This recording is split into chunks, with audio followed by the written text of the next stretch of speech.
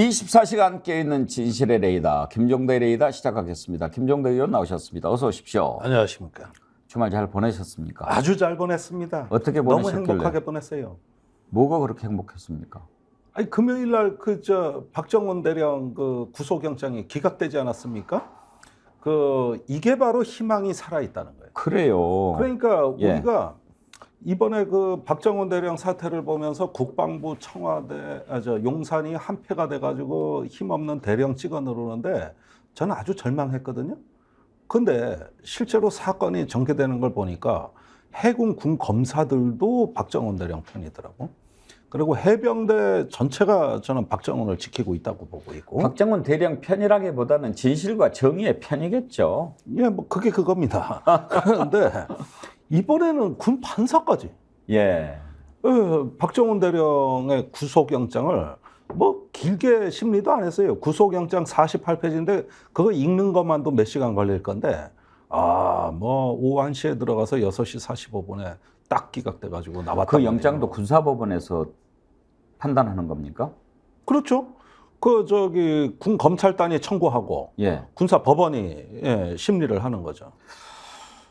옛날에는 상상도 할 수 없는 일 아닙니까? 아니 지금도 그런 게 난 도대체 국방부 장관이 군을 우습게 보고 있다. 이 군을 모르는 당사자가 국방부 장관이구나. 이제 법무관리관 통해 가지고 군사법원에 아주 그냥 당연히 그냥 지시 이행할 걸로 보고 검찰단한테 세게 조지라 그래 가지고 했는데 이거 뭐 장관이 이거 뭐 밥 먹다가 체할 노릇이야 지금. 내 부하들이 왜 이래 이럴 거 아니야. 이 사법 질서를 이해를 못 하니까. 그러니까 이게 군에서는요, 사실 군 판사의 자율 재량권을 상상하기 어렵습니다. 군에서 그 사법기관 중에 힘이 제일 센 데가 어디냐? 방첩사예요. 예. 그 방첩사에 군 검찰이 끌려다녀요. 그 군 검찰만 하더라도 조금 이렇게 그 근무 연수가 좀 되고. 방첩사가 기무사하고 좀 다릅니까? 그게 이름이 바뀐 게 방첩사입니다. 기무사에서 방첩사로 바뀌었어요? 그 바뀐 지가 언젠데. 그래요? 이 정부 출범하면서 그것부터 했는데. 그래가지고 과거 기무사 때 그 개헌 문건 작성한 자들 다 면책시켜주면서 이름도 슬쩍 바꿨는데 기무사가 문재인 대통령 때 안보지원사로 바뀌었다가 그렇죠. 예. 그 안보지원사가 방첩사로 이번 정부에서 또 바뀐 거 아니에요. 지금 방첩사예요? 이런 걸로 내가 중요한 얘기 하는데 왜 그리로 셉니까? 제가 방첩사로 바뀐 걸 몰라가지고 죄송합니다. 모르면 그냥 넘어가는 게 믿을 때도 있어요. 그 다음 얘기가 중요하단 말이에요. 예. 그런데 인원으로 보나 권력으로 보나 이 방첩사가 제일 세요. 예. 장교들 인사 조난 자료를 갖고 있다고. 인사에 개입하고 인허가를 하고 사찰을 하고 아주 골 때리게 이게 힘이 센 기관이에요. 한 인원이 5,000명 돼요. 그 다음에 이제 군 검찰이 센데 여기에서 군사 경찰이 한 6,000명 되고 정군의 관련 조직까지 하면 인원은 군사 경찰이 제일 많습니다. 10,000명. 그런데 이게 군 검찰에 비해서 하급 기관처럼 돼 있다고. 마지막으로 제일 약한 게 군 판사예요. 주로 소령들이 판사하거든요. 예. 법무관들이. 그러다 보니까 이게 거수기가 돼가지고 도대체 군 판사들 이래 보면은 뭔 자율성 이런 걸 기대할 수가 없기 때문에 평시에 아예 군사법원을 폐지하자는 개혁안까지 여러 번 나왔었어요. 예. 그런데 이제 군이 반대해가지고 살려놨더니 이제 2심 고등법원은 폐지됐고 1심만 남아있거든요. 그래서 보통군사법원만 운영하게 돼 있는데 그 보통군사법원, 이게 중앙지역군사법원이더라고요. 그럼 보통군사법원에 그 담당 판사가 장관 대통령 아랑곳하지 않고 기각, 딱 박정원 대령을 풀어줬다는 거 아닙니까? 이게 바로 우리 군의 희망이 있구나. 우리가 지금 이 군이라고 해가지고 정말 이 정권의 어떤 주구가 돼서 사법 피해자나 만들고 이런 기관으로 알았는데 이번에 이 결정을 보면 이제는 많은 사람들이 박정원을 지키고 있구나. 거기에다가 그 박정원 부하였던 그 해병대 수사단의 일부 인사들이 그 광역수사대장 이런 사람이 있거든요. 검찰 조사에서 만약에 박정원 대령이 경북경찰청에 사건 이첩을 지시 안 하고 번복하면 제가 갔을 겁니다. 경북경찰청으로. 예. 와, 이런 진술을 했다네? 난 요즘 들어가지고 이게 바로 홍범도 장군이 가르쳐준. 이게 어쩐지 3년 전에 홍범도 장군이 기환할 때 공군 전투기가 호위하고 그러더만. 예. 그리고 육사에서 제막식을 하더니 보라고. 이게 과거에 그 국방경비대 군사영어학교를 뿌리라고 하는 육군사관학교가 어떻게 영어학원을 학교에 뿌리라 그럽니까? 그래. 광복군 독립군은 다 부정하고. 그러다가 2021년에 딱 이게 박혔단 말이에요. 그래가지고 홍범도 장군이 기환하고 육사교정에 김자진, 지청천, 이범석, 홍범도 장군과 이회영 선생 5분의 이 흉상이 쓰는 순간 정신이 똑바로 박혔다. 군대가 바뀌었다. 그 힘이 박정원을 지키는 거다. 저는 이렇게 봅니다. 예, 사실 이번 구속영장 기각의 의미가 이제 군사법원도 신뢰할 만하다라고 하는 것을 보여줬다는 또 다른 의미가 있는 거죠. 예. 예. 그러니까 이 어떤 군의 법무관들이 일단은 살아있다는 걸 보여줬습니다만 동시에 이것은 이제 그 윤승주 일병 2014년 사망, 이해람 중사 2021년 사망, 이 장병들의 피해 대가, 그 희생을 우리가 딛고 일어서서 국민들께 다시는 이런 일이 재발하지 않도록 군 사법제도를 바꾸겠다고 약속을 드렸고, 그 결과 이제 군 사망 사건에 대한 것은 이 민간 경찰이 수사하도록 만들었던 그 제도의 힘. 그래서 저는 그렇게 얘기해요. 죽은 이해람이 살아있는 박정원을 지키고 있다. 이것은 그 이해람과 윤승주는 죽지 않았다. 그 사람들이 초동 수사 때 그 온갖 조작, 은폐의 희생자들 아닙니까? 그리고서 이해람 중사 같은 경우는 초동 수사 때 제대로 수사했으면은 죽음까지 갈 아무런 이유가 없었던 그런 정말 그 군인이에요. 그랬는데 그 막 가해자를 불구속 수사로 바꾸고 저기 2차 가해가 있고 이러니까 사방이 막힌 데서 더 이상 하소연할 데가 없는 데서 거기서 이제 극단적인 선택을 했는데, 그 죽음을 우리가 그냥 방기한 것이 아니라 민관군이 모여가지고 합동위원회를 만들어서 그 제도 개선을 만들었는데 그게 오늘날 사법질서다. 그때 박정훈 대령이 우리 위원회도 출석을 했었어요. 제가 그 각군과 간담회 할 때 그 모든 모습들이 보입니다. 그러니까 그 이해람 중사의 죽음으로 장병들의 희생을 딛고 일어서서 만든 예. 국민들의 전폭적 지지를 받았던 새로운 사법질서가 군 안팎에서 이것이 이미 내재화됐고, 그것이 이제 정권이 바뀌어 윤석열 대통령이 직접 개입해가지고 버럭화를 내고 사단장 처벌하면 사단은 누가 지휘할 거냐. 이따위 말에 대해서 군이 절대 그 부당하고 불법적인 명령에 굴하지 않았다. 그리고 그걸 법원이 인정했다. 아니 올여름 이렇게 한여름에 이렇게 폭염이 오는데 이렇게 청량감 있는 소식을 내가 이런 거는 진짜 맨정신에 방송을 할 수가 없어요. 그래서 주말을 잘 보내셨다. 행복했습니다. 군 판사도 소속은 군이지만 법률과 양심에 따라 판결한다 이렇게 돼 있겠죠? 뭐 헌법과 법률, 재판관의 양심에 따라 판결한다. 예. 항상 이거는 입에 주술처럼 외는 대목인데. 그런데 그때 지금까지 그런 경우를 별로 못 보아서 네. 다 초동 수사에만 이런 글을 주셨어요. 마루아님, 영장 내용이 기사화됐기 때문에 그런 판결이 가능했다고 봅니다. 이렇게 쓰신 분이 계시고, 이은주님이요. 키맨 김계환 해병대 사령관이 국방부 압박도 버텨낸 덕을 본 것 같습니다. 군 법원의 영장 기각은 1%의 기적처럼 보입니다. 진실이 승리할 가능성이 더 커진 것 같다 희망이 보입니다. 이렇게 쓰셨는데. 이 뉴스들 다 보시네. 그럼요. 근데 그냥 나올 수 있는 지적이 군 법원의 영장 기각률이 이렇게 낮아요? 그러니까 거의 뭐 채택이 된다고 봐야 되는데, 이번에 구속영장을 막아낸 결정적 기여자는 김계환 해병대 사령관이에요. 어떤 역할을 했습니까? 해병대 사령관이 군 검찰이 3번 압박했습니다. 이것도 참 언론에 안 나온 얘기인데 예. 내가 취재한 건데. 좀 가르쳐 주세요. 군 그러려고 검찰이 오셨으니까. 8월 4일인가? 이때 저 박정환 대령을 항명 수계로 입건했지 않습니까? 입건할 때 이걸 일단 입건을 한 거고, 해병대 사령관을 쫓아갔다고. 제가 알기로는 3번 쫓아간 걸로 알고 있어요. 네. 참고 진술을 받겠다고. 네. 거기서 분명히 경북경찰청으로 사건 이첩을 하지 말라고 내가 지시했다라는 말을 해병대 사령관이 하라는 거예요. 어허. 그래야 구속도 시키고 이 항명죄도 다 성립이 되고 또 그 말을 기대하고 항명죄 입건을 한 건데 예. 해병대 사령관이 버티네. 어. 그러더니 저 지난주에 국방위원회 나와가지고는 거꾸로 해병대 사령관이 저기 너 임종덕 대통령실 안보 2차장으로부터 전화 받았다.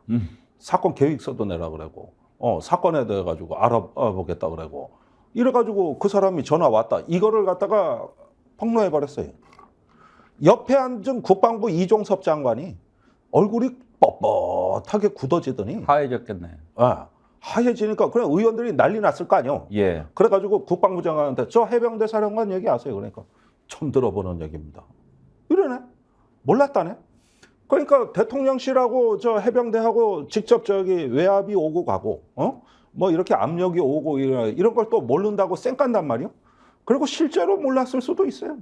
그러니까 국방부 장관이 완전히 그냥 뭐 방송이니까 욕은 못 하겠고 XX가 돼서 완전히 개털 국방부 장관 저 영혼도 없고 얼도 빠져 있고 아는 것도 없고 그러면서 결제할 땐 또 시원하게 하고 완전히 이상한 사람 돼버린 거예요 이게 저게. 나중에 결제도 그래가지고- 시원하게 안 했다고 얘기했잖아요.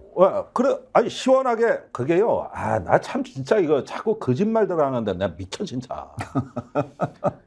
결제를 한 정도가 아니고 예.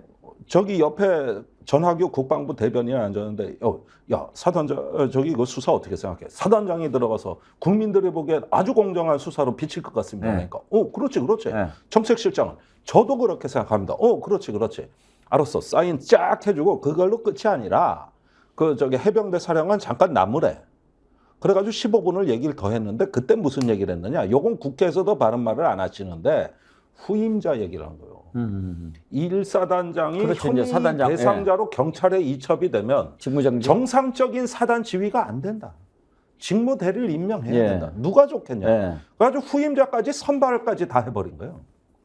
이게 확신이 없대. 사후 대책까지 다 짜놓고. 확신 그래놓고 나중에 없었으면 국회에 그거. 나와서는 뭐 좀 확신이 없이 찜찜하게 결제했다 이렇게 얘기하지 않았어요? 그래서 대단히 죄송한 말씀이시지만 그런 정신머리로 국방장관을 하실 바에는 이 나라 안보를 위해서 용퇴하시는 것이 국민과 국가를 위하는 길이다. 그런 얼빠진 지휘관은 없다. 우리 군대에.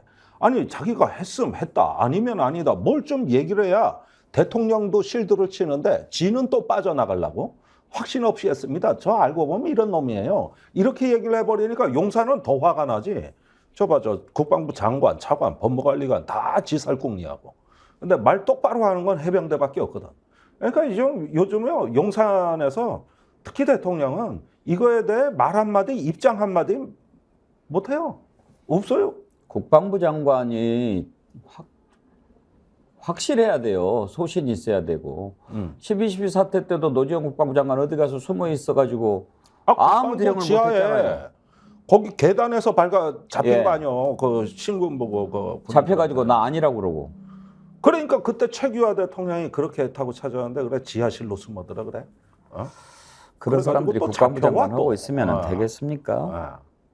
근데 이제 윤석열 대통령이 안보실 2차장, 국방비서관을 동시에 바꿨다고 그러는데 왜 바꾼 것 같습니까? 이 사건 때문에 뭐 언론에는 그렇게 안 나오고. 아이고 이걸 네? 그것 때문에 바꿨다고 얘기하겠습니까? 근데 왜 바꾼 거예요? 그렇다면?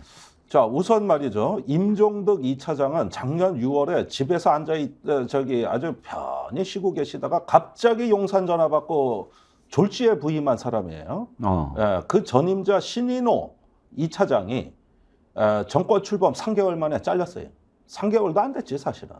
왜 그랬냐? 그 사건 의혹인데 언론이 취재하다 말았지. 중대한 비리와 과실이 있어요. 근데 그걸 쉬쉬하고 건강상 이유라 그랬다고. 그러다 졸지에 불려 나왔다고 이 사람이. 그래가지고 이제 직무를 시작했는데 국방부가 2차장 담당이에요. 그런데 이번에 그 최수근 상병과 관련해서는 7월 20날부터 안보실이 해병대에 직접 전화해서 수사계획서를 내놔라 그랬다. 사건을 다 들여다보겠다 그랬다. 그다음에 이첩할 당시에는 수사 서류를 보내라 그랬다. 전부 2차장과 관련해서 벌어진 일인데 요것도 저기 언론에 뭐 터질 가능성이 있는 걸 제가 미리 예고편을 드리자면 예. 제가 알기로는 이 차장이 몇 번 대책회의 한 걸로 알고 있습니다. 최수근 상병권에 대해서 예. 이첩 전까지도. 그런데 이거 하나를 못 막아냈잖아요. 이첩되는 거를. 당연히 무능력하다고 찍힐 법하죠. 더군다나 그 자리에 있어가지고 계속 논란에 휩싸이느니 딴 데로 보내버리는 건데 그게 또 국방부 차관이라는 거예요. 나 이거는 좀 확인해 봐야 되겠어요. 아니 어떻게 이렇게 분탕질을 하고 국방부 차관으로 옵니까 그래? 이건 뭐 사람 놀리는 거야 지금? 그리고 그 밑에 임기훈 국방비서관이 있어요. 여자가 이제 그 수석비서관 회의 때 그 윤 대통령한테 해병대 사건에 대한 현안 보고를 하고 거기서 대통령이 화가 버럭 냈다는 거예요. 예. 그런데 그 진술서에도 나와 있지만은 군과 관련해서 대통령이 그렇게 화를 내는 건 처음 봤다 그랬어요. 예. 자, 그때 고 국방비서관인데 원래 군인이 청와대 대통령실의 주요 참모, 특히 국방비서관으로 오면은 최소 2년 근무하는 겁니다. 하나의 보직에서 더군다나 이런 중요직위에서 이제 1년 남짓 근무한 거거든요. 근데 이번에 그 국방비서관도 자른다. 그걸 군으로 원복시켜버린다. 이 얘기거든요. 그게 비정상 인사죠.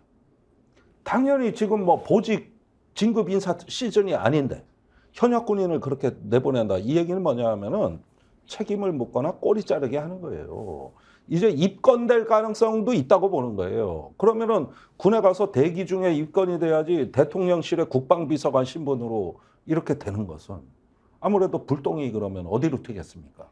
이제 입단속 시켜가지고 저 멀리 구석지에 처박아 놔야 그 저기 되는 이거 벌써 꼬리 자르기 들어간 거예요.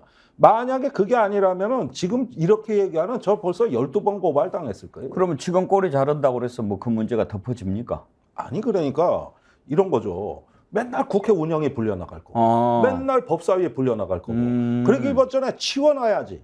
이걸 치워놔야 될 거 아니야. 그리고 이 차장도 치워놔야지. 그럼 안 그러면 또 저 국회 운영위원다 그러고 법사위 국방위원다 그러면 어떡할게요? 증인으로 부르면 안 됩니까? 아 그러면 또 증인 신청을 하면 여야 간사가 합의가 돼야 되잖아요. 그러니까 치우자, 어? 옆으로 빼자. 얘들이 있으니까 자꾸 냄새 난다. 이거 아니요. 그 제가 설명이 너무 명쾌하지 않아요? 아 명쾌하죠. 지금 알겠습니다. 뭐 저 이 이상 잘 설명할 수 있어요? 제가 막 혼자 칭찬하면은 좀 그러니까 적어도 많은 제가 분들의 칭찬을 전해드릴게요. 아 그래요? 역시 멋있는 김종대 의원님 뭐 이런 글 많이 올라옵니다. 아 예. 예. 뭐 그럴 줄 알았는데. 네. 오늘따라 더 멋있기도 해요. 아니 그러니까 저 같은 자세로 그 대통령실의 안보 참모들이 근무하면 저렇게 욕 안 처먹어요? 아, 그 말씀이라고 그러십니까? 예. 예, 당연하죠. 저도 거기 근무해봤잖아요. 예. 박정훈 대령이 이야기한 군사보좌관이라고 하는 사람이 바로 임기훈 비서관이죠. 그렇습니다. 국방보좌관이란 직위는 없습니다. 군사보좌관. 예. 예. 군사보좌관이란 건 국방부에 있는 직이고 예, 대통령실에 있는 뭐 군사보좌관, 국방보좌관 이런 직위는 없고 국방비서관을 착각한 거예요. 예. 그걸 해병대 사령관이 착각해서 박정훈 대령한테 대통령실 국방보좌관이 보고하던 중에 VIP가 화를 냈다 이렇게 얘기했는데 그 직함이 약간 틀리게 표기가 된 거죠. 이런 것까지 제가 정정 다 해드려요. 본인들 당사자가 실수한 것도 제가 정정해드려요. 그런데 지금 이런 상황에서 안보실 2차장 국방비서관 바꾼다고 해서 그게 과연 뭐 덮어지고 국회에 출석 안 한다고 해서 가려질 수 있겠냐 싶은데. 아니 저기 뭐 양평고속도로 구부러진 고속도로도 다 그렇게 뭉개고 있고 그것뿐입니까? 홍범도 장군 흉상철거도 까놓고 얘기해서 그게 어떻게 육사 결정입니까? 뉴라이트 결정이지. 대통령실에 이런 거 다 깔아뭉개고 있고 지금 차곡차곡 쌓이고 있어요. 이거 저기 국민들이알은 이미 진상규명이 되고 있어요. 되고 있는 진실이에요. 그런데 용산만 모르는 거죠. 그리고 군은 다 알아요. 그래가지고 대통령 국방부 장관 그 물 먹이는 거 군사법원하고 검찰하고 아주 돌아가면서 하고 있어요. 해병대는 버티고 있고. 자, 이제 그러면 박정훈 대령 구속영장이 기각됐는데 앞으로 이어지는 절차는 어떻게 됩니까, 이제? 일단은 수사를 받겠다 그랬습니다. 네. 이게 이제 처음에는 군 검찰단 수사를 거부했잖아요. 근데 이제 구속영장 심사 시에 앞으로 협조하겠다 이렇게 됐으니까 일단은 어떤 식으로든 군 검찰의 진술이 시작될 걸로 예상이 됩니다. 그러면서 구속은 안 된 상태에서 이제 이 수사가 계속되다 보니까 이제 정부 기능이 슬슬 이상이 발생합니다. 군 검찰도 이제 겁이 나기 시작할 거예요. 이거 계속 수사 밀어붙여도 되냐. 수사심의위원회를 열었는데 과반수가 수사를 중단하라 그랬는데 그 의견 묵살하고 하는 수사거든요. 거기에다가 지금 국가인권위원회가 또 수상해요. 이것 때문에 지금 국가인권위에서 내분이 벌어졌어요. 내분이. 이거 개입해야 된다, 말아야 된다, 이래가지고.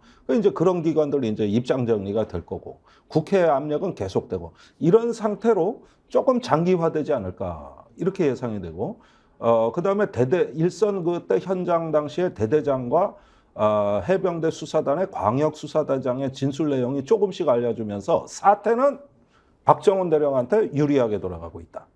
근데 여기서 더 우리가 주목해야 될 거는 지난 금요일 날 검찰의 구속영장 그거 심사받으러 갈 때 박정훈 대령이 보여준 그 군인다움, 일종의 어떤 그 해병대의 어떤 군인다움을 보여준 게 전 국민을 울렸다. 그때부터 여론이 폭발했다. 이게 점점 커질 거다. 이게 앞으로 20대 80의 싸움이다. 80이 박 대령 편이라 이런 식이죠. 그러니까 이게 저는 그 동기생들 손잡고 그 들어가는 모습에서 적어도 군대 갔다 온 사람의 로망이 되살아난 거예요. 맞아, 저게 바로 군인이야. 이게 전 국민한테 퍼진 거예요. 그러니까 이 심각성을 지금 용산은 깨달아야 됩니다. 김종대 의원님 칭찬 글을 지금 골라봤는데 한 100개 넘게 올라왔어요. 다 소개하면 방송 끝나니까 두어 개만 소개해드리면 멋있다는 건 이제 기본적인 거니까 빼고. 그건 기본값이고. 예, 기본값이고. DJAO님이 김종대 의원님 조심하세요. 진행을 넘보는 것 같습니다. 그래. 이런 글도 주셨고. 그거한테 개편한다는 소문 듣고 있어요. 아, 그래요? 큰일 났네. 그리고 써니님, 김종대 의원님을 국회로 추방하자. 이런 글도 올라왔습니다. 아, 그렇군요. 예, 네. 추방당할 수도 있습니다. 아, 예. 예, 알겠습니다. 김종대님 짱짱, 김종대 의원님 농담도 하실 줄 아네요. 개 멋져요. 설명이 시원시원합니다. 종대 짱짱. 참 인기가 최고예요. 다 박대령의 그 귀요미라는 글도 있어요. 그거 예. 귀엽다는 얘기 많이 들으시죠? 그거 매블쇼에서 만든 그 캐릭터예요. 귀요미가? 예. 1 더하기 1은 귀요미. 뭐 이런 식이야. 그러니까 저도 방송에서 좀 팔리려면은 캐릭터가 필요하더라고. 맞아요. 그래서 좀 그런 쪽으로 갔죠, 사실은. 예. 그래가지고 조금 수입이 늘었어요. 축하드립니다. 네. 우리 이제 50만 돌파했는데 그 절반 이상은 또 우리 김종대 의원님이 채워주신 거 아니겠습니까? 저 50만이 지금 국군 장병 숫자입니다. 그렇군요. 예. 이제 대한강군 이 독립의 전통을 잇는 50만 대군을 스픽스가 얻었다. 예. 이게 바로 진정한 어떤 그 해방과 광복의 기쁨이 이런 것이 아니겠는가. 이게 바로 홍범도 장군이 우리한테 심어준 어떤 군인의 기계, 위국 헌신, 군인 본분, 그 정신을 이제 우리가 비로소 회복하고 있다. 오늘 아주 제대로 모셨네. 박정훈이 보여준 군인다움이 그게 바로 홍범도의 모습이다. 이거예요. 방금 속보가 떴는데 이거 하나만 살펴보고 마칩시다. 국방부 장관이 홍범도함 명칭 변경을 검토하겠다 이렇게 속보가 떴네요. 맞습니다. 예. 네. 갈 때까지 가는 겁니다. 이거는 용산이 밀어붙이겠다. 이거 국방부 장관 소신 아닙니다. 제가 분명히 말씀드려요. 이거. 국방부 장관이 소신이 있는 모습을 별로 못 보여줬잖아요. 그러니까 지금 저 사람 집에 가고 싶을 거야, 솔직히. 장관 못 해먹겠다 이럴 거야, 속으로. 저렇게 얘기 나온 게 해군이 안 바꾸겠다는데 국방부가 나서가지고 함 명칭 바뀌겠다. 이제 육사에서 해군으로 불똥이 튀었어요. 두고 보십시오. 이제 해군 전후회가 어떻게 나오는지 이제. 해군이 가만히 있을 것 같습니까? 해군 전후의 예비역들이 가만히 있을 것 같아요? 이것도 또 홍범도 하면 뭐 진보 정권 때 했습니까? 박근혜 정부 때 진수해놓고. 어? 그때는 그래놓고. 아까 기동민 의원이 질문하는 한덕수 총리한테 질문하는 거를 잠깐 들었는데 세계적으로 바꾼 선례가 있느냐 이렇게 물어보니까 뭐 세계적인 선례는 중요하지 않다고 생각한다고 그렇게 얘기했죠. 답하더군요. 근데 네. 그런 선례는 없죠. 없죠. 뭐 예컨대 소련이 망했을 때 또는 뭐 히틀러가 망했을 때 뭐 이럴 때는 바꿔야겠죠. 이제 국가 자체가 바뀐 거니까. 그러나 그럼에도 불구하고 함이름은 대부분 계승됐어요. 예컨대 그 레닌그라드라는 도시가 상테스부르크로 바뀌지 않았습니까? 예. 원래 명칭으로. 이런 건 가능한 거예요. 원래대로 회복되는 거나. 근데 멀쩡하게 진수된 함을 왜 바꿔? 그거를. 상테페테스부르크. 예. 그렇습니까? 근데 네. 뭐 저도 김종대 의원님 좀 고쳐주는 것도 있어야죠. 저기 앉아 있습니다. 근데 너무 완벽하면 안 되지. 저는 그 홍범도 함 잠수함 명칭을 바꾸는 것은 지금 육사 교정에서 홍범도 장군 흉상을 철거하겠다고 하면서 내세운 논리하고는 좀 안 맞다고 봐요. 그거를 바꾸는 거, 치우는 거는 가르치는 거니까 그 육사 생도들에게 그거를 놔두고 뭐 그거를 하라고 하는 거는 좀 안 맞다.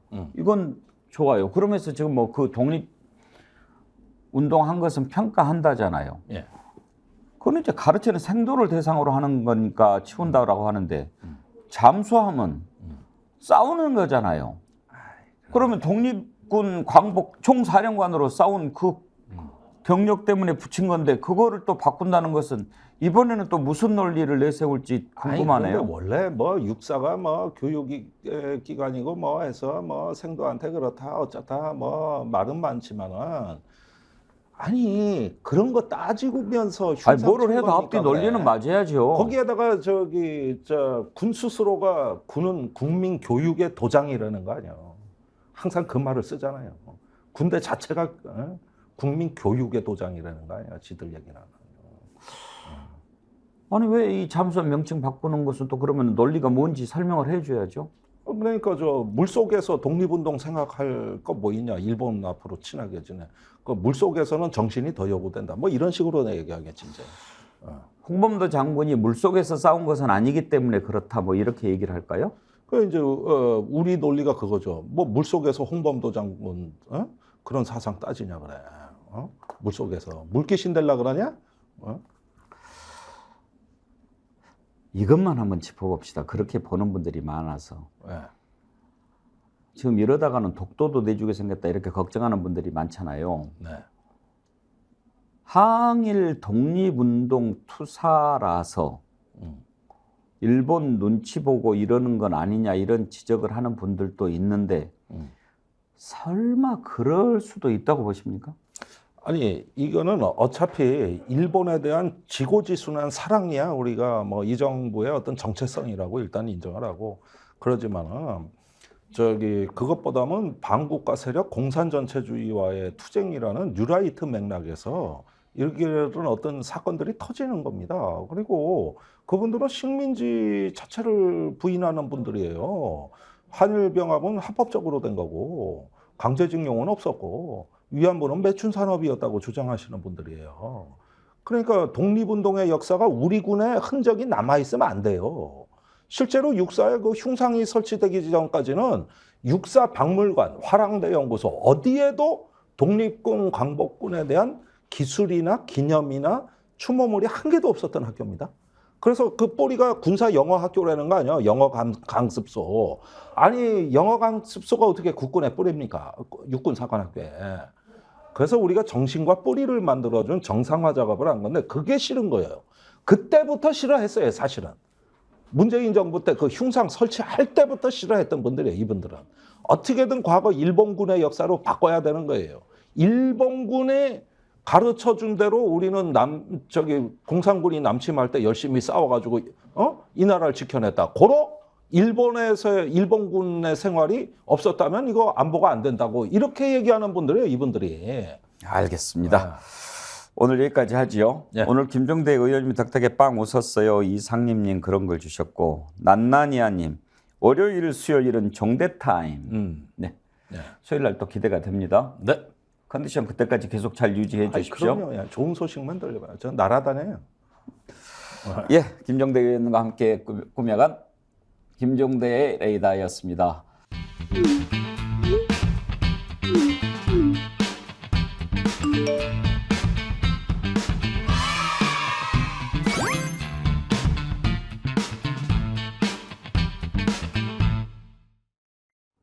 네, 김종대 레이더 시작하겠습니다. 어서 오십시오. 안녕하세요.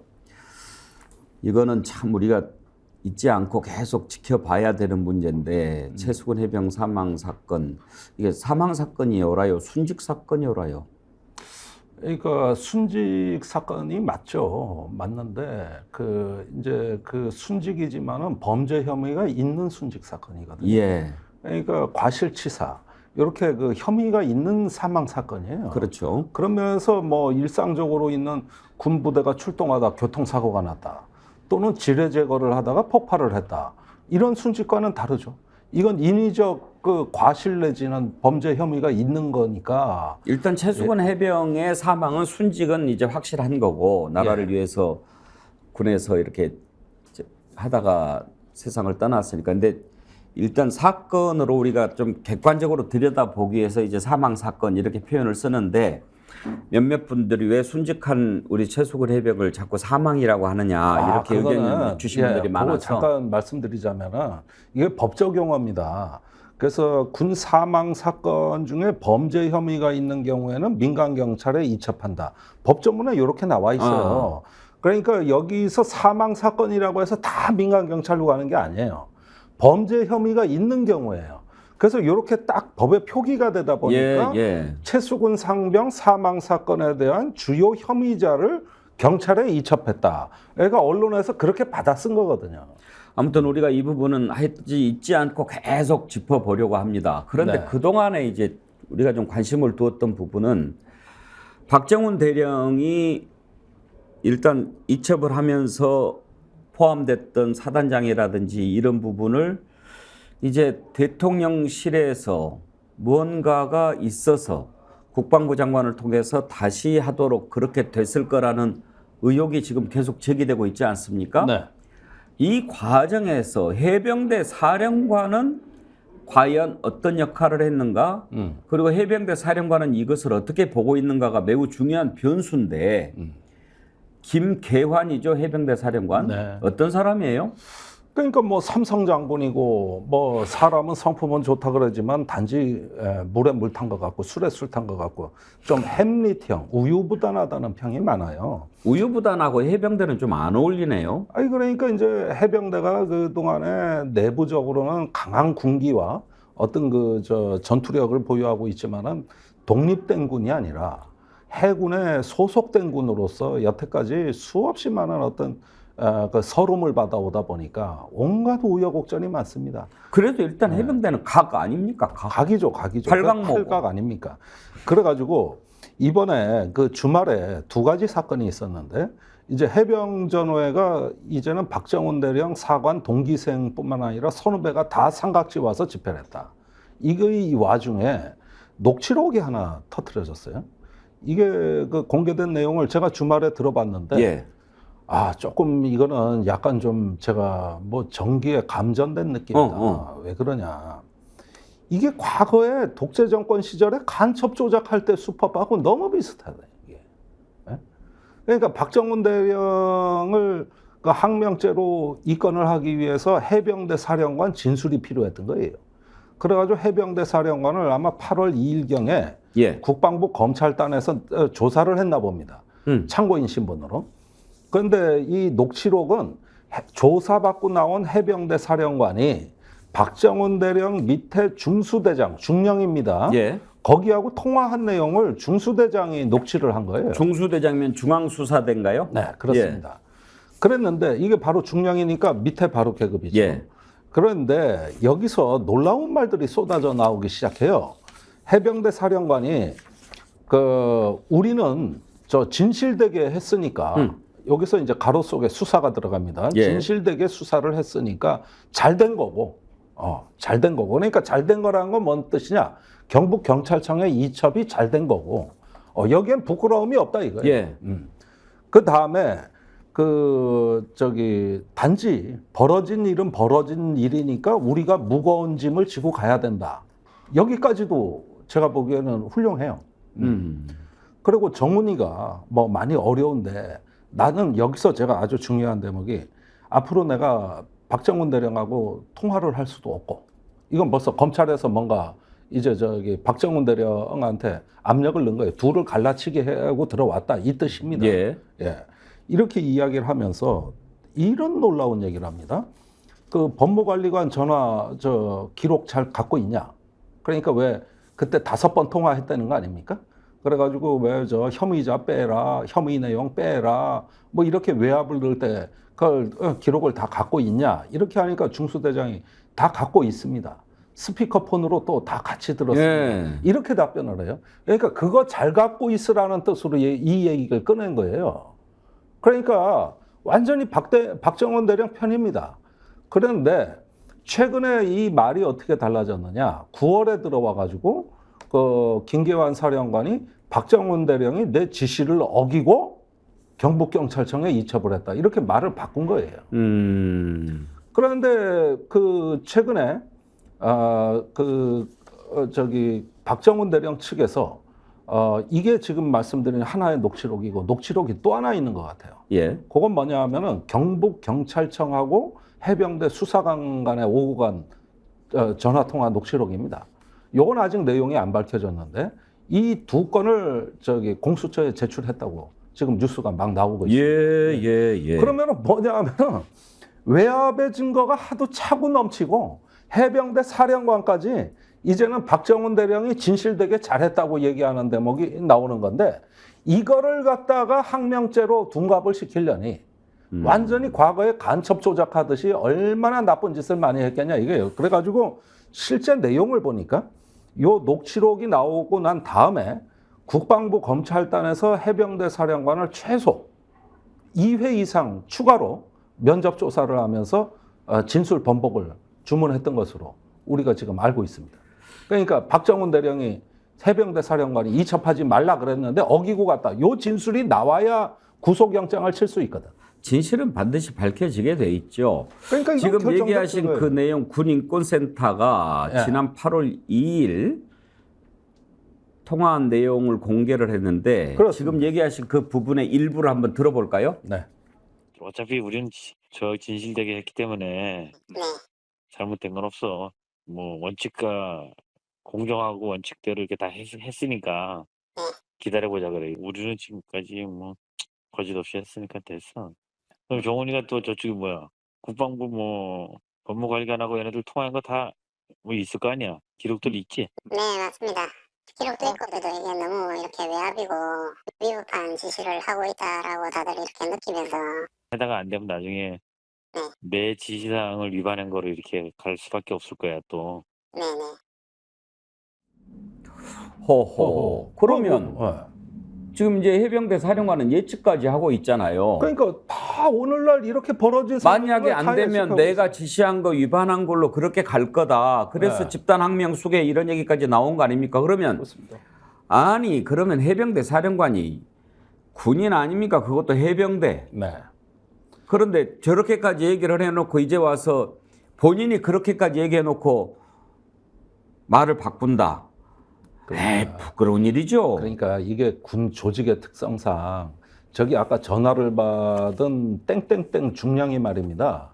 이걸 한 달 넘게 갖고 있었어요. 사실은 박정훈 대령도 저 녹취록이 있다는 걸 처음에 몰랐다고. 저게 만약에 가짜일 리는 없는데, 아 저러면 뭐 완전히 모든 게 다 100% 이제 드러난 거 아닙니까? 드러난 건데. 아니 그럼에도 불구하고 지금도 뭐 털끝 하나 그 태도가 안 바뀐 모양인데 에이. 이게 이렇게 증거가 나와도 저 뻔뻔스럽게 이걸 갖다 개무시를 해버리니까 이게 뭐냐 하면 말입니다. 턱친이 억하고 죽었다고 하는 얘기하고 그거보다 더 하죠. 이게 완전 조작이라고. 그러니까 지금까지 내가 여기서 재차 3차 강조하고 싶은 거는 이 국방부 검찰단이 얼마나 나쁜 놈들인가 하는 게 여기서 나오는 거예요. 저렇게 밝혀질 걸 알고도 조작을 하는 거예요. 지금 이 순간에도. 예? 그래서 지시사항 어겼다. 구속영장이나 이런 데도 뭐라고 돼 있냐면은 구두로 전달한 것도 지시사항 위반이다. 해병대 사령관이 전달했다. 꼭 문서로 안 해도 된다. 해가지고 어떻게든 지시사항 위반으로 만든 거예요. 근데 저 녹취록 보십시오. 뭔 지시사항 위반입니까? 그때 말입니다. 여기 녹취록엔 안 나와 있지만은 이것도 제가 한 가지 덧붙여 드릴게요. 얼마나 이게 기가 막힌가 들어보세요. 8월 2일 날 오전에 경북경찰청으로 2차 파기부로 이제 해병대 수사단이 떠날 때 그 해병대 사령관한테 마지막 보고를 했어요. 잘 다녀오겠습니다. 그러니까 예. 수사단장한테 이상 없이 해라고 구두 결재까지 했어요, 자기가. 그런데 뭔 지시사항 위반이요, 위반은. 지금 그것도 고위공직자 수사처에 다 전달된 내용입니다. 그 다음에 희소식 하나 알려드릴게요, 내가. 예. 여기서 얼마나 이 군 검찰이 무모한 짓을 하는가. 지난주 수요일 날, 20날, 공수처 수사관들이 경북경찰청에 내려가서 거기 그 팀장, 경감을 비롯한 수사관들 진술 싹 받아왔습니다. 거기에서 이상 없이 2차 받았는데, 그런데 국방부에서 압력이 왔었고, 그래가지고 어쩔 수 없이 서류를 돌려준 사정을 갖다 자세히 진술을 했나 봐요. 요 진술서를 지금 공수처가 갖고 갔어요. 그러니까 국방부 검찰단이 앞으로 한 발짝만 더 움직이면은 나중에 그 책임을 고스란히 물을 준비가 지금 공수처에 자료가 차곡차곡 쌓이고 있어요. 거기다가 녹취록 나왔어요. 아니 이게 지금까지 이렇게 보면은 벌건대 낮에 해를 달이라고 우기고 달을 해라고 우기고 뻔한 조작이 들어갔다 이 얘기인데 그것도 정광석화처럼 그 해병대 사령관을 최소 3번 이상 들들 볶은 것 같아요. 그런데 해병대 사령관이 무너진 거지 이제. 무너진 거라고. 그러니까 이게 참 슬픈 일인데 오죽하면 해병대 사령관이 만약에 이렇게 무너지는 모습을 보면 정말로 어느 부대보다 자긍심이 넘치는 해병대원들 사기가 어떻게 되겠습니까? 그러니까 예비역들이 들고 일어난 거 아닙니까? 이번에 해병 전후의 명의가 아니라 해병대 전국연대라는 조직을 만들어 가지고 들고 일어난 거 아니에요. 해병 전후엔 썩어떼는 거 아닙니까? 성명도 하나 제대로 못 내고 그래가지고 막 전후회장 물러나라 그러면서 독자적으로 나온 거 아닙니까? 이 붕괴한 해병대원들이. 그러니까 이게 해병대도 지금 양분되게 생겼어. 전후회도 예비역도. 이게 지금 박정훈 대령이 그날 그 8월 1일 날 해병대 사령관한테 마지막으로 읍소를 합니다. 이거 이첩 안 하면 정직하지 못한 해병대가 됩니다. 이렇게 하면서 사건 은폐하고 조작한 해병대가 됩니다. 이러니까 사령관이 알았다. 내가 직을 걸고 그거 이첩을 갖다가 방어해 주겠다. 이랬던 분들이요. 이랬던 분들인데 이제 와가지고 이제 말 바꾸기를 다 하려고 그래. 검찰단 시키는 대로 하니까 이게 제가 보기에는 옛날 간첩 조작 백주에 무고한 시민 두들겨 패고 고문해가지고 간첩 만들어 버리던 그 시절하고 똑같은 일이 지금 일어나고 있는 거예요. 아니 세상이 지금 어떻게 바뀌고 있는데 아직도 그런 생각을 하고 있을까요? 왜 그러냐? 왜 그러냐? 이거는 몸통이 대통령이기 때문인 거예요. 아니 대통령 보호해야 되는 아주 자기네 국군 총사령관 아닙니까? 이래가지고 거기에 충성한다고 하면서 이제 필사적 저항을 하기 시작하는 거죠. 이 사건은요, 한꺼풀만 벗기고 들어가면 바로 몸통이 대통령입니다. 몸통이 대통령일 수 있다 이렇게 얘기를 하시는데 네. 우리 대통령이 어떤 대통령입니까? 그야말로 정의의 화신이고 검찰에서 그렇게 사람에 충성하지 않고 나라를 바로 세우기 위해서 검찰에서 그렇게 열심히 노력했던 그런 대통령 아닙니까? 그렇죠. 옛날에 수사 왜 없는다고 치고받고 하던 예. 대통령이고 그래서 좌천됐던 양반 아닙니까? 그럴 리가 있겠습니까? 아니 그러니까 원래 옛날부터 쿠데타로 집권한 사람은 집권 첫날부터 다른 쿠데타 방지하는 것만 연구하더라고. 우리나라 보안사 안기부가 그래서 커진 거거든요. 그러니까 자기가 그래 놓으니까 자기 같은 사람이 싫은 거지 이제. 에? 그게 바로 눈에 밝히면 그거부터 그냥 찍어 누르는 거죠 이게. 그러니까 이게 쿠데타로 집권했을 때 그 옛날 버릇이 다 그랬어요. 나같이 불행한 군인은 다시는 없으면 한다고 한 게 그 박정희 저 대통령 취임할 때 얘기 아닙니까? 어떻게 보면은요, 우리 국민들은 이 사건이 터졌을 때 박정훈 수사단장이 국민 앞에 나와서 얘기하는 그 모습을 보는 순간 진실을 어느 정도 짐작했을 거라고 저는 생각합니다. 예. 그 강직한 표정, 단호한 말투, 흐트러짐 없는 자세, 진짜 군인의 모습을 보면서 그 입에서 나오는 말, 큰 울림이 있었기 때문입니다. 방금 전에 해병대 수사단장, 해병대 사령관 전화 녹취 들어봤습니다만 우리는 진실되게 했기 때문에 잘못한 것 없다. 이렇게 얘기하지 않습니까? 왜 그렇게 얘기하겠습니까? 저는 지금 이제 뭐 목구멍이 포도청이라 그렇게 했는지는 모르겠습니다만 해병대 사령관도 박정훈 수사단장을 상당히 진실한 사람으로 인정하고 있었기 때문에 그러지 않았을까 하는 생각이 듭니다. 박정훈 대령이 국민들 앞에 했던 발언 우리가 한번 다시 들어보면 어느 게 더 진실에 가까운지 알 수 있을 것 같습니다. 한번 들어볼까요? 저는 제가 할 수 있는 수사에 최선을 다했고 그 결과를 해병대 사령관, 해군 참모총장, 국방부 장관께 대면해서 직접 보고하였습니다. 그런데 알 수 없는 이유로 국방부 법무관리관으로부터 수차례 수사 외압과 부당한 지시를 받았고 저는 단호히 거절하였습니다. 오늘 저는 국방부 검찰단의 수사를 명백히 거부합니다. 국방부 검찰단은 적법하게 경찰에 이첩된 사건 서류를 불법적으로 회수하였고 수사에 외압을 행사하고 부당한 지시를 한 국방부 예하 조직으로 공정한 수사가 이루어질 수 없기 때문입니다. 존경하는 대통령님, 국군 통수권자로서 한 사람의 군인의 억울함에 외면하지 마시고 제가 제3의 수사기관에서 공정한 수사와 재판을 받을 수 있도록 도와주시길 청원합니다.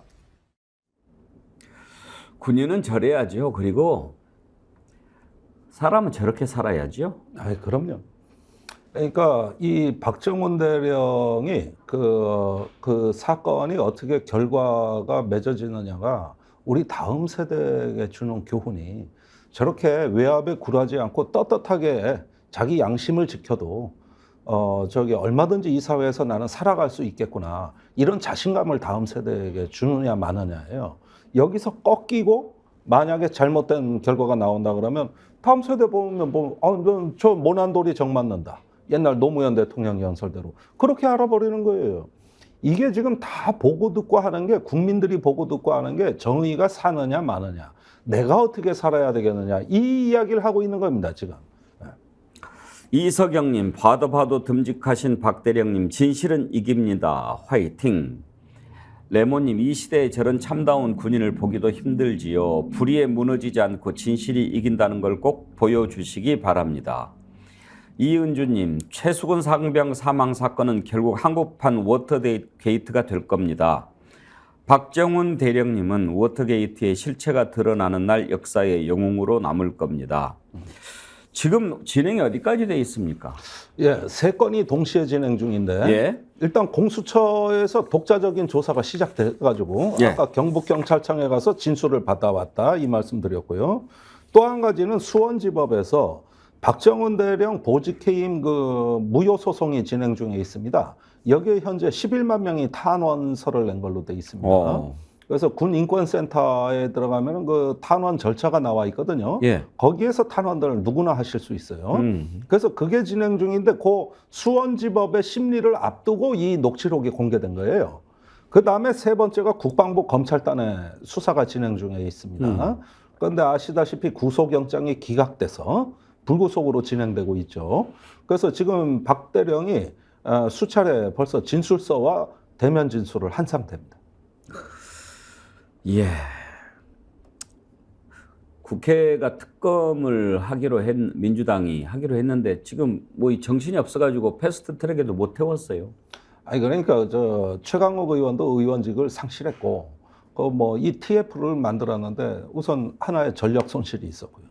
그다음에 민주당 상황이 지금 개판 아닙니까? 솔직히 말해가지고 이렇게 된 오니까 지금 이걸 할 수가 있겠냐 여러 가지 우려가 있는 상황이죠. 예, 누르면 누를수록 더 삐집고 나오는 것이 진실입니다. 그렇죠? 그게 진실이죠. 진실은 송곳과 같다. 그런 얘기를 다시 한번 떠올리게 됩니다. 앞으로도 상황을 쭉 우리가 지켜보면서 정의롭게 싸우는 사람들 외롭지 않게 그렇게 하도록 하겠습니다. 윤석열 대통령이 유엔 총회 마치고 돌아왔는데 기네스북은 성공했나요? 신청하겠죠. 예. 거기에다 하나 덧붙여 얼마 전에 아세안에 다녀온 것까지 해서 60개국을 정상회담했다는 거예요. 엄청나죠. 전 세계가 한 190개국가 되거든요. 나중에 빠진 나라에서 항의 안 올까요? 글쎄 말입니다. 그러니까 그런데 대부분 보니까 이제 그 G7이나 G20 국가가 아닌 그 요즘 유행어로 글로벌 사우스 개발도상국의 모든 어떤 행보가 집중이 돼 있고 이번에 유엔 연설도 주로 거의 내용의 한 80%가 개발도상국을 향한 뭐 일종의 어떤 공약 발표에 비슷한 연설이 돼버렸어요. 이번에는 자유 얘기를 안 했습니까? 거의 안 했어요. 왜요? 단지 북한 러시아 정상회담 그거 비판하면서 이제 거기에서 뭐 어떤 독재 국가 뭐 유엔 안보리 상임이사국 이런 얘기 좀 했지 거의 자유 얘기가 안 나왔어요. 왜 그러냐? 개발도상국 상대로는 그게 인기 없는 주제거든. 자유라는 게. 근데 이번에는 글로벌 사우스 이 오로지 개발도상국 상대한 건데 이거는 당연히 그 부산 엑스포 표박 관리 일종의 공약 발표회라고 보면 되는 거고 세 가지가 주요 공약입니다. 네.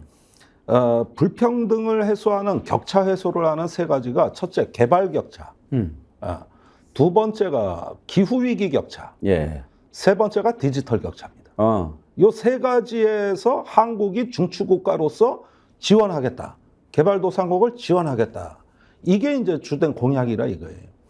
그런데 여기에서 그 개발 그 격차는 이게 뭐냐 하면은 블루닷 네트워크라고 BDN이라는 게 있어요. 그게 이제 중국의 1대1로에 대응해가지고 서방이 만드는 인프라 구축, 일종의 어떤 재개발 조합 같은 걸 만들었거든요.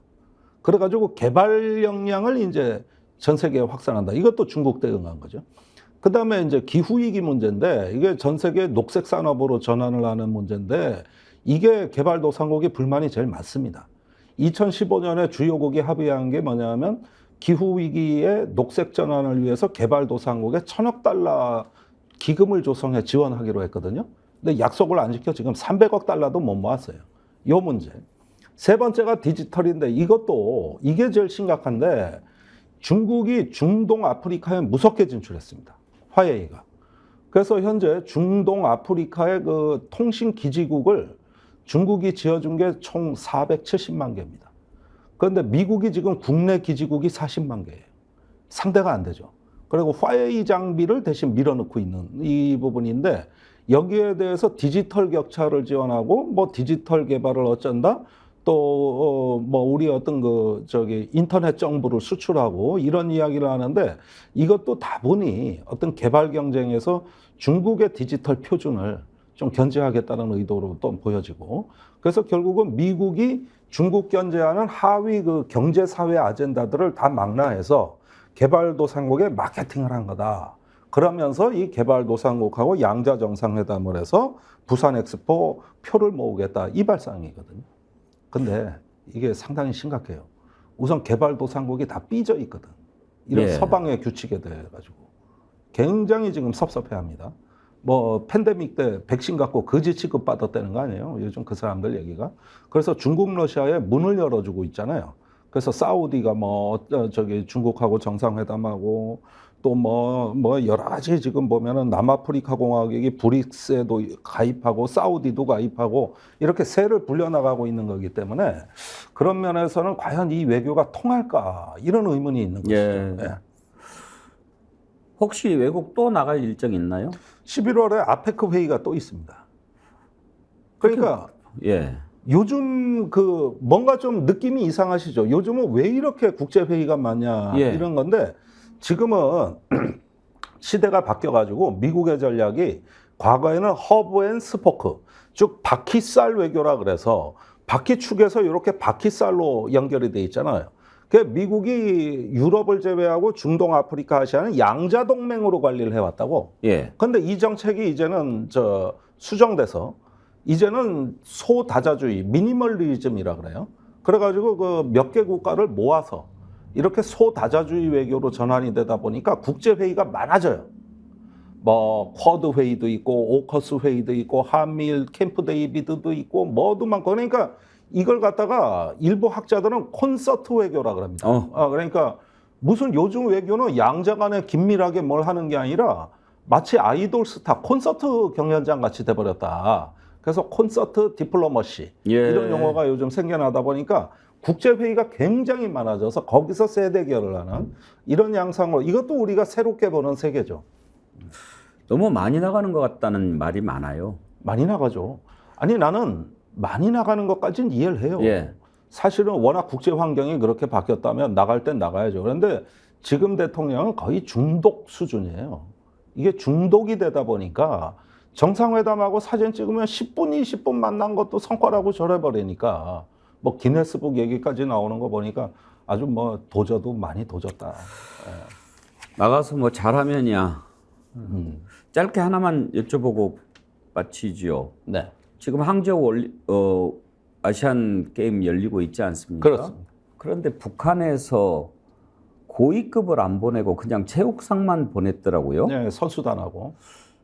중국하고 좀 사이가 멀어졌나요? 요즘 러시아하고 가까워지면서 예. 어쩐 일인지 중국하고 그 사이가 원만해 보이질 왜 않습니다. 그래요? 예를 들면 올해 4월에 우리한테 전해진 소식은 6월경이면 북중 간의 국경이 다 열린다 그랬거든요. 예. 코로나 이전보다 예, 더한 예. 상태로. 그러니까 관광 무역 다 된다 그랬거든요. 근데 6월에 이상한 일이 일어났어요. 안 열렸습니다. 날짜까지 나왔는데 그때 6월 17일 날 열린다 그랬는데 근데 왜 그랬을까? 예. 북한이 틀어버린 거예요. 북한이 틀어버렸다고. 이유가 뭐예요? 그래서 우리는 그때 뭐 여러 가지 뭐 외국인 노동자들을 북한이 많이 보내는데 그 뭐 북한 사회에 유입이 많이 되면은 통제가 안 돼서 다시 개방을 안 하는 쪽으로 결정을 했다. 이렇게 북한이 해명을 중국에 한 걸로 알려져 있는데 실제로는 그때 이미 러시아하고 우리가 모르는 상당한 거래가 진행되고 있었단 말이에요. 그러니까 일단 북한이 양다리 외교를 아주 제대로 하는 이런 형국이 됐고 7월에 열병식 때 세르게이 쇼이구가 평양에 들어온 거예요. 그리고 8월에 저기 북한의 정찰위성 발사가 있었는데 그때 성공할 줄 알았는데 실패했거든요. 그러니까 9월에 초에 저기 푸틴하고 김정은 위원장이 정상회담을 하면서 거기서 의제가 인공위성이 돼버린 예. 겁니다. 그러니까 이렇게 6월부터 이어지는 하나의 그 흐름, 요 시퀀스를 보면 그때 당시에 중국의 서운해하는 북한이 그 뒷배로 러시아를 이제 본격적으로 견인하기 시작한 시기다. 예, 예. 이렇게 보여지는 것이죠. 그 북러가 너무 가까워지니까 이번엔 중국이 불안해서 왕이 외교부장을 9월 중순에 러시아에 급파해가지고 지금 회담을 진행 중에 있는 겁니다. 그러니까 얼마나 중국이 급했으면은 왕이 외교부장이 유엔 총회에 참석하는 일정을 포기하고 간 거예요. 그 정도로 북러 접촉이 지금 심각한 변수가 출현했다고 보는 것이죠. 알겠습니다.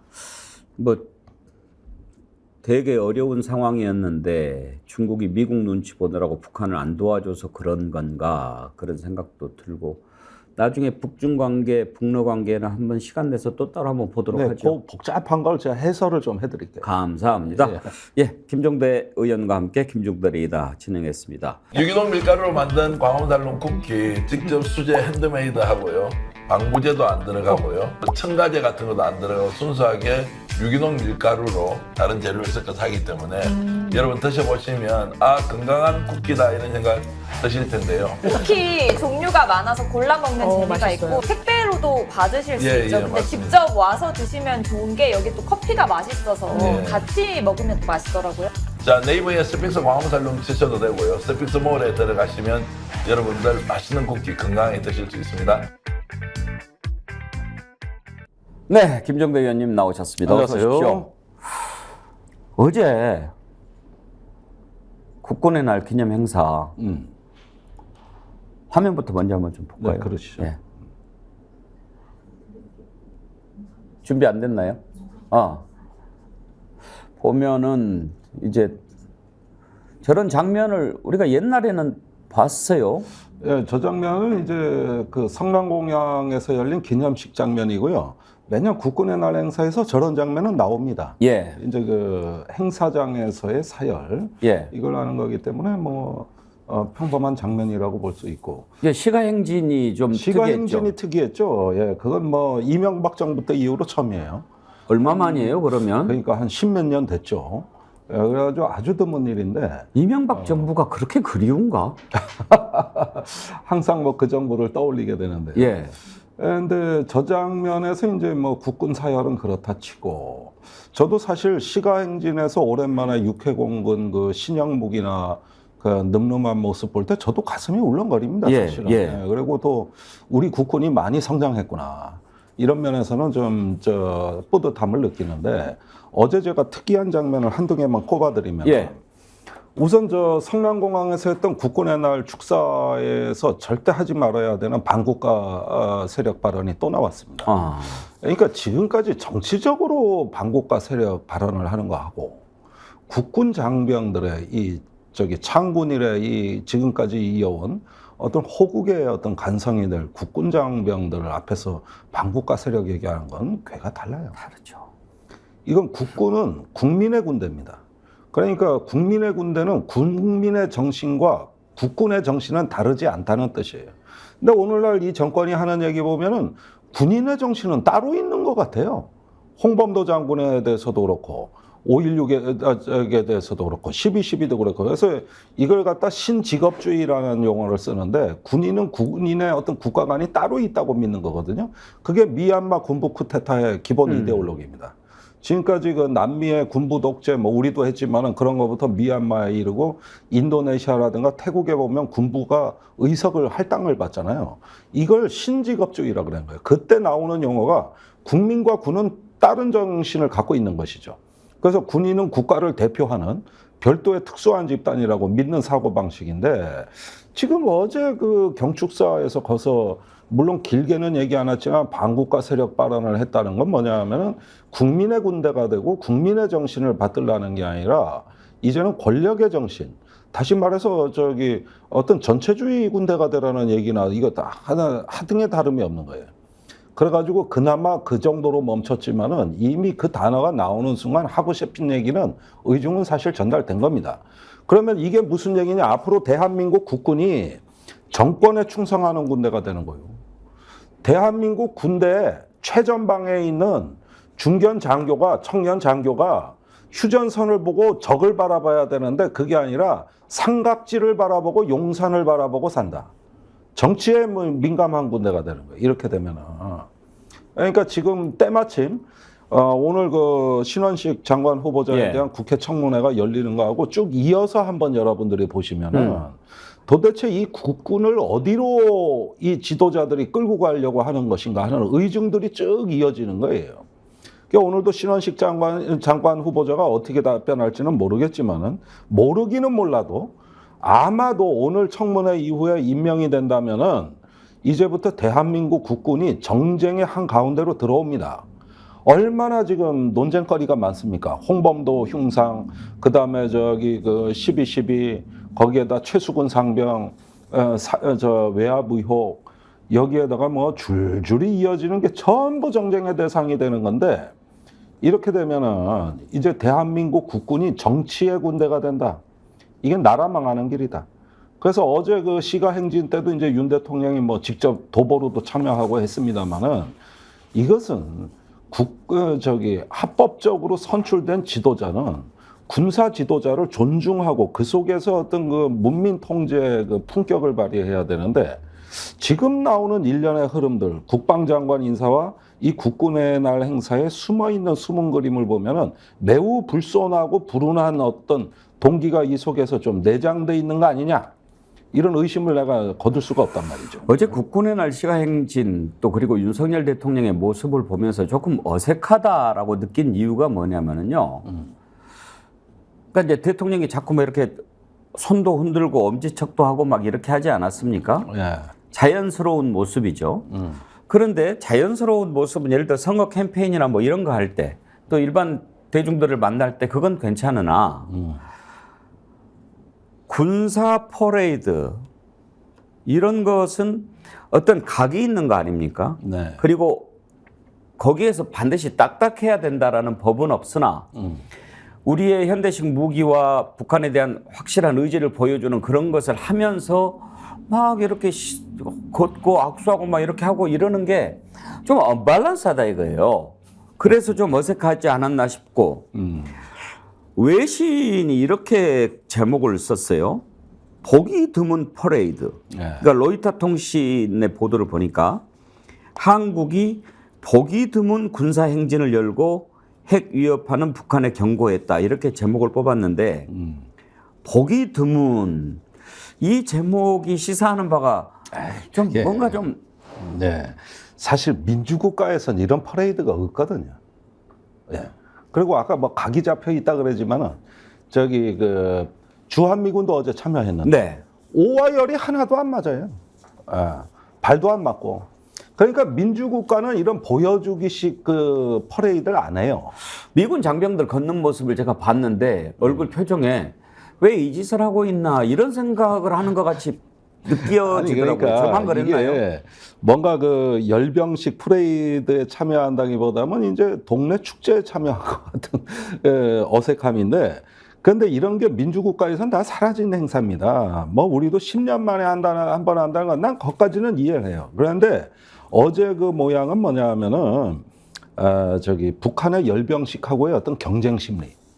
그러니까 어떤 그 군으로부터 충성을 한 몸에 받는 지도자라는 소영웅주의. 거기에다가 이제 북한에 대한 어떤 그 저기 일종의 과시. 이런 부분들이 이 행사의 어떤 주축이 된 하나의 배경을 이루고 있다는 것이죠. 외신에서 보면 신기하죠.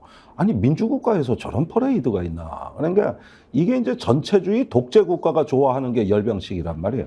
그러니까 중국, 러시아, 북한 이런 데가 잘하잖아요. 아마도 저 열병식으로 따지자면은 세계 최강 국가가 중국, 북한, 러시아 아닙니까? 아니 북한이 좀 덜 떨어진 짓을 하면 우리는 멋지게 민주주의 하는 모습을 보여주면서 너네들 100번 하고 따라와 봐야 우리 네. 민주주의 하는 거 발뒤꿈치도 못 따라온다. 이렇게 보여주는 것이 우리나라가 해야 될 일이지. 아 그거 따라하고 그런다고 그거 저 북한보다 더 잘하는 겁니까? 아니 그러니까 저는 어제 그런 이왕 이제 퍼레이드가 그러면 현대 민주주의 스타일로 좀 바꿔줬으면 좋겠다. 그리고 하나의 군사 축제거든요. 그 다음에 국군의 날의 주인은 국군입니다. 이분들을 위한 날이 돼야 되거든요. 그래서 그런 점에서는 과거에도 문재인 정부 때도 이게 한번 검토가 됐었어요. 근데 안 하기로 결정한 게 국군이 주인이 되고 그날 존중받는 날이지 이렇게 그 희생하고 이 고된 어떤 그 행사 준비하는 그런 날 아니다. 이게 이제 조금 민주적 사고방식이고 지금은 뭐냐 하면은 어제는 하루 종일 군의 충성 맹세를 받은 거라고 성남에서 광화문에서 이렇게 하면서 그 자꾸 어떤 대통령 개인에게 포커스를 맞추는 이런 양상들은 또 조금 우리가 보기엔 현대 민주주의 스타일이 아니다. 거기에다가 또 사상 최초란 말이 나왔잖아요. 시가 행진에 대통령이 직접 참여했다. 이것도 또 사상 최초다. 별로 명예스럽지 않은 사상 최초라고 할 수 있겠습니다. 외신이 참 그 보기 드문 이렇게 이거는 말이죠. 제목을 뽑았는데 제가 얼굴이 화끈거리더라고요. 예. 외국에 이렇게 놀림거리 되고 그러는 것은 안 좋죠. 뭐 기네스북 올린다고 그러고 그게 뭡니까? 예, 그것도 올리지도 못했습니다. 또. 아 그랬어요? 예, 그 이제 와서 안 거예요. 정치적인 행사는 기네스북에 안 올려줘요. 이게 정치색이 있는 행사거든요. 그러니까 뭐하러 그 말을 해요? 근데 그때 농담도 아니고 진담이라고 그랬다고. 아 진담으로 발표를 했다니까요. 예. 나 저 정신이 있는 데가 없는 데가 기네스북에 오를 정도로 이렇게 열심히 일한다 이게 아니고 기네스북에 올리겠다고 그렇게 이야기를 하길래 그러니까 아 도대체 저자들이 정신이 제대로 박혀 있는 사람인가? 예. 자, 그러니까 기네스북이 어떤 성격인지 사실은 그거 올라갔으면 웃음거리 될 뻔했어요. 그랬는데 이번에 말입니다. 이걸 보면서 저번에 김건희 여사 그 왜 트위터의 실버마크 사건 기억나시죠? 예. 그때도 용산에선 잘못한 거예요. 그때 그 실버마크 김건희 여사 그게 오피니언 리더들이 대부분 갖고 있는 걸로 착각하고 외교부에 압력을 넣은 거란 말이죠. 그러니까 이 언론에는 안 났지 않으면 샌프란시스코 공사까지 트위터에 찾아가가지고 그 압박을 넣어서 한 건데, 근데 알고 보니까 공직자들이 하는 거거든, 이 실버마크는. 그러니까 이제 김건희 여사가 자기가 공직자가 아니거든, 사실은. 근데 질 바이든은 미국에서는 공직자거든요. 그래서 다른 여사가 오면 자동 승계가 돼요, 실버마크가. 근데 개인건 줄 착각한 거지. 그러니까 이게 전부 다 지금 나오는 장면들이 보면은 어떻게 보면은 하나의 그 대통령 부부를 위한 어떤 그 공직, 외교안보 이런 식의 어떤 그 사유화가 진행되는 어떤 대표적인 사례들입니다, 이게. 하여튼 대통령 놀이 뭐 이런 표현이 많이 나오는데 좀 아니 그러니까 저도 두들겨 패다가 이제 내 주먹이 아파. 하도 두들겨 패서. 그랬는데 이게 지금 어떤 효과를 초래하는 걸 우리가 잘 봐야 됩니다.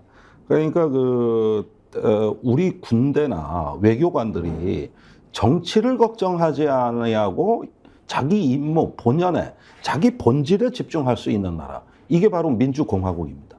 이게 바로 조화롭고 균형된 우리 공동체란 말이에요. 근데 이런 부분에서 자꾸 반칙이 들어오고 사유화가 되면은 이게 국가가 손자병법에도 군주가 군모에 개입하면 그 나라 망한다고 돼 있거든요. 그런데 이런 건 위임을 해야 될 자리에 자기가 그 속에 들어가 있다. 시가행진에 같이 나왔다. 이거는 지도자가 있어야 될 자리가 아닌 것이죠. 자기는 관리자고 균형자예요. 이러지 이 속에 시가행진하는데 앞에 서가지고 뭐 하시는 겁니까 지금? 다 이상하다고 생각하는데 본인만 이상하지 않다고 생각하면 본인이 이상한 거예요. 근데 아직도 몰라요. 이렇게 이상한 일 이제 그만했으면 좋겠고요. 네, 다음으로 그냥 보고 넘어가죠. 즐기십시오. 예, 그냥 뭐 저도 그래 비 오는데 우리 군인들 참 고생 많다 이런 생각하고 그냥 봤는데요. 예. 어제 저녁에 광화문에서 약속이 있었는데 광화문 약속은 취소했습니다. 아, 예, 그러시군요. 어제 길이 너무 많이 막혀가지고. 네. 신원식 국방부 장관 후보자 청문회가 지금 열리고 있는데요. 그렇습니다. 참 이런 사람을 국방부 장관 후보자로 지명을 한 대통령도 논란이 되는 발언이 한두 가지여야죠. 그동안 논란이 있었던 것 좀 모아봤는데 들어보시죠. 12.12하고 박정희 대통령이 돌아가시는 그 공백기에 뭐 서울에 보면 일어나고 그래서 저는 그때 당시 나라 구해야 되겠다 나왔다고 봐요. 나중에는 한국에 도움이 되는 그러니까 5.16 같은 게 정치법적으로는 구태타인데 우리가 농업화 사회에서 산업화 사회로 바뀌었기 때문에 사회, 경제, 철학적으로는 혁명이거든요. 1961년 5월 16일 여명 잠에서 깬 대한민국은 당신을 만났습니다. 그땐 누구도 박정희란 자그마한 군인이 5천년 민족사에 가장 위대한 성취를 가져다줄 초인이라는 것을 알아채지 못했습니다. 당신은 기적이란 꽃의 씨를 땅에 떨어뜨렸습니다. 그리고 18년 후 이 위대한 초인은 나타났을 때처럼 갑작스레 우리 곁을 떠났습니다. 우리가 잠든 사이 귀한 선물을 주고 간 산타클로스처럼 세상을 근사하게 바꿔놓고 말없이 떠나셨습니다. 5.16은 누가 뭐래도 문명사적 관점에서 위대한 혁명입니다. 5천년 농업 문명을 마감하고 산업화 시대를 연 한국판 산업혁명과 생산성 혁명이었기 때문입니다. 문재인이라는 악마를 탄생시킨 초대 악마인 노무현이라는 자가 대통령이 된 겁니다. 문재인이 멸망을 기다리고 벌써 6일 전에 유엔군이 인천 상륙작전 성공했기 때문에 문재인 모가지 따는 것은 시가 문제입니다. 이 깊은 날에 비도 오는데 기분 좋게 저랑 춤추면서 한번 합시다. 자, 안 내려오면 붕짜자 붕짜, 안 내려오면 붕짜자 붕짜. 그러니까 역사의 과정을 들을 수는 없지만 그 당시 누가 이기더라도 준비가 안 돼 있는 대한제국한테는 재앙이었습니다. 그 다음에 조선말, 조선을 선개한 대한제국이 무슨 인권이 있었습니까? 개인의 재산권이 있었습니까? 아니 예를 들어서 대한제국이 존속했다고 해서 일제보다 행복했다고 우리가 확신할 수 있습니까? 국민들이? 그러니까 이 말은 무슨 말이냐고 그러면 이제 우리를 점령한 걸 미워하는 것은 그동안 미워하고 다 했고 사과받고 돈 받았잖아. 이제 잊어버리고 다시는 우리가 이런 꼴을 안 당하도록 국제정세를 정확하게 읽고 지도층이 솔선수범하고 국민이 무지한 선동에 휘둘리지 않고 정말 냉철하게 부국 강병을 해야 된다는 그 교훈을 얻는 것이 지금 중요한 것이지 어떻게 아직 그 옛날 걸 매달려서 이렇게 비상식적인 행동을 하느냐. 이 면에 대해서는 이제 국민이 깨어나야 합니다. 과연 누가 상식이고 누가 비상식인지 모르겠는데요. 이성진 님이 앞으로 이제 신병들은 붕짜자 붕짝으로 신고식 해야 될 것 같은데요. 그런 걸 주셨는데 비 오는 날 저렇게 춤추는 사람들은 정상이 좀 아닌 사람이 많죠. 글쎄요, 어제 뭐 광화문에서도 그러더만 이게 뭐 비하하고자 하는 용어는 아닙니다만은 제가 보기에는 어떤 이 당장 중지해야 될 구판이다. 이거는 정말 어떤 자기 망상에 빠져가지고 일종의 어떤 도취돼가지고 빠져나오질 못하는 것 같다. 아마 저런 정신으로 국방부 장관 직무를 수행하면 참 큰일입니다. 근데 내용 중에 원고도 제대로 못 읽어요. 예. 장군을 장관이라고 읽었어요. 그 다음에 18일 만에 떠났다. 18년을 또 18일이라 그래요. 누가 잘못 써준 거죠. 이게 뭐 독해가인데 독해가. 그랬는데 저 말의 배경이 저는 좀 더듬어 보면 왜 나왔는가 이해가 가는 게 신원식 장관 후보자가 육사 37기란 말이에요. 예. 그러니까 이제 박진만 동기생이에요. 예. 그러니까 이 기수의 전성기는 박근혜 정부가 출범하던 2013년에 거의 뭐 군의 요직을 싹쓸이 하다시피. 예. 그래가지고 누나회라고 해가서 그 박진만 동기생들이 아주 뭐 요직이란 요직은 다 차지했어요. 그 중에 한 사람이 이재수 기무사령관이죠. 그런데 그 이듬해 정윤의 문건 사건이 터지면서 거꾸로 37기가 그에 한 명도 진급이 안 돼요. 그때 다 초토화된 기수들이에요, 여기가. 그래가지고 신원식 장군이 합참 작전본부장관하고 뭐 할 때는 완전히 날개를 달았을 텐데 그 뒤에 꺾였다고. 그 동기생들이 다 초토화됐어요. 훗날 이재수 기무사령관은 극단적 선택을 하기에 이르릅니다. 그게 정윤회 쪽에 어떤 문건이 터지니까 최순실 일파가 박진만 일파를 완전히 초토화 시켜버려요. 예. 그 동기생들까지 피해가 간 거예요, 이게. 그리고 나서 이제 얼마 있다가 사성 장군 진급에 실패하고 정치권으로 오게 된 거란 말이죠. 근데 이 기수들의 통상 나눌 법한 얘기들, 특히 박정희 신격화 이런 부분들이 굉장히 강하게 있고 아마 박근혜 대통령 탄핵에 대해서도 지금까지도 아마 태극기 부대와 동일한 생각을 할 것으로 보여지고 이렇게 최근에 와서 구성된 정치관이에요, 이게. 그러니까 이런 상황에서 앞으로 국방부 장관을 맡게 되면 제일 걱정되는 게 이제 인사에 있어서 어떤 줄세우기 인사가 있지 않을까. 그다음에 군내 사상 검증이라든가 검열 이런 부분들, 또 지나친 대북 강경 발언 이러다 보면 국방부가 하루도 바람 잘 날이 없는 거예요. 하루도. 그다음에 역사 지우기 이게 이제 따라오는 것이죠. 그러다 보니까 군의 정치화 속도가 빨라질 거다. 이게 대한민국 안보에 있어서 북한 핵무기 못지않게 우리에게 커다란 불안 요인이라는 걸 제가 분명히 말씀드리는 거예요. 군이 정치화된 나라는 절대 민주공화정에 존립하지 못합니다. 이 사달이 나면은 안 돼요. 뭐 군사 쿠데타가 난다 이런 얘기가 아니라 어떤 군인이 자기의 어떤 직무와 사명에 대해 가지고 자기의 어떤 인식이 옅어질 때 그 국가 안보에 큰 정신 전력에 있어 가지고 어떤 구멍이 뚫리는 겁니다. 이게 정치군인 양성소가 되는 거예요. 이게. 지금 인사청문회에서 일단 노무현 문재인 전 대통령 악마 뭐 이런 표현했던 거 있잖아요. 네. 그 부분에 대해서는 사과했다라는 기사가 떴는데 그럼 뭐 사과해야죠. 그리고 그런 얘기를 하는 사람은 기본적으로 인간이 문제가 있는 건데 그것보다도 이제 문제가 12.12나 5.16에 대한 인식 그리고 일제시대에 대한 인식 이런 생각을 갖고 있는 사람이 국방장관이 됐을 때 생기는 문제 이런 것들이 좀 걱정이 되는데 어떤 문제가 예상이 됩니까? 우선 말입니다. 난 언론에서 이걸 왜 얘기 안 하나 모르겠는데 지금 미국에선 본격적으로 시동이 걸린 게 있어요. 이 한반도의 모든 방위 체제를 다 바꾸려고 그래요. 그게 뭐냐 하면은 지금까지 주한미군하고 주일미군의 지휘 체계가 분리돼 있었어요. 이걸 합치겠다는 거거든요. 거기에서 매개체로 유엔 사령부를 지금 보고 있어요.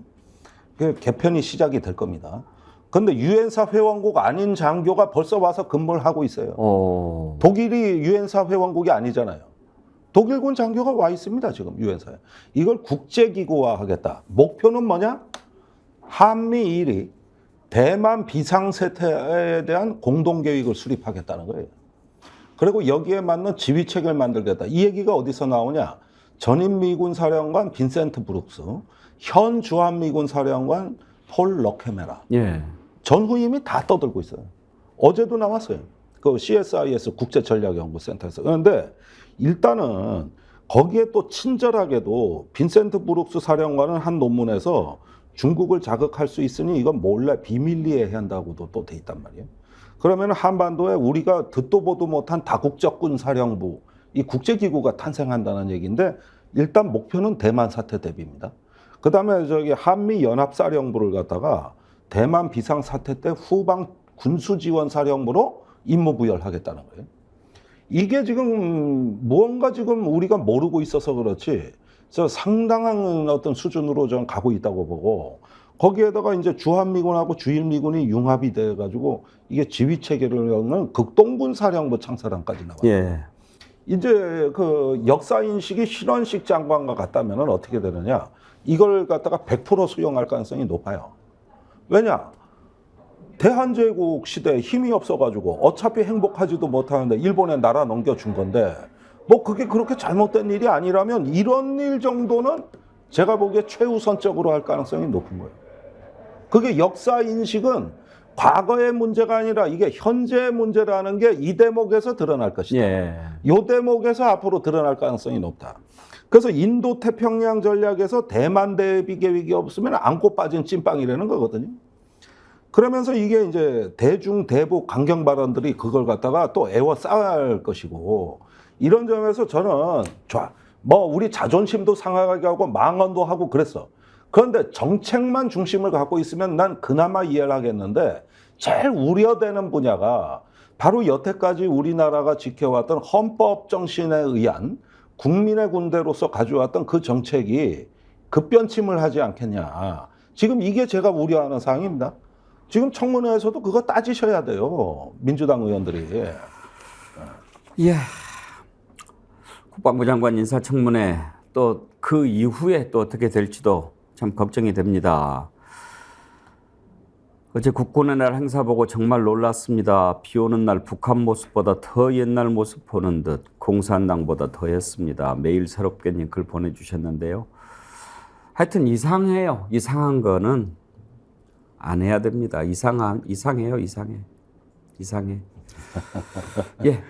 김종대 리더 여기까지 하겠고요. 네. 오늘 또 아주 그 동접자도 많고 어떻게 시간이 흘러갔는지 모르겠는데 김종대 레이더로 깔끔하게 끝나서 또 좋습니다. 아이고 감사합니다. 고맙습니다. 네. 추석 명절 잘 보내시고요. 예, 풍성한 한가위 되십시오. 고맙습니다. 네.